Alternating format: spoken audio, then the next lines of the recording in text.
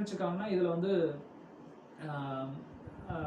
125 ரூபாய்க்கு வாங்கினவங்களுக்கு லாஸ் ஆயிரும், இல்லை 150 ரூபாய்க்கு வாங்கினவங்களுக்கு லாஸ் ஆயிரும். அப்படி கிடையாது. ஸோ அதோட வேல்யூ ஏறும்போது ஒருத்தர் வாங்குறாரு, இன்னொருத்தர் அது போதும் ப்ராஃபிட் போதும்னு விற்கிறாரு. ஸோ இதில் இன்னொன்று கேம்பிளிங் அப்படின்ற விஷயமே கிடையாது.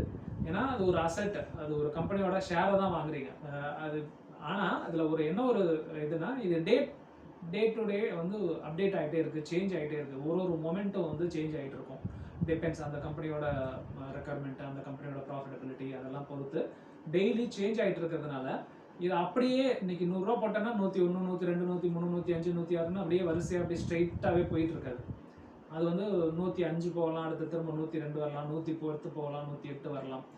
அது வந்து அப்படியே அப்ஸ் அண்ட் டவுன்ஸ், சின்ன சின்ன அப்ஸ் அண்ட் டவுன்ஸ் இருந்திருக்கும். இதைத்தான் வந்து ரிஸ்க் அப்படின்னு சொல்லுவாங்க. அந்த ரிஸ்க்கை நமக்கு எடுக்கிறதுக்கு, மேனேஜ் பண்ணுறதுக்கு ரெடி.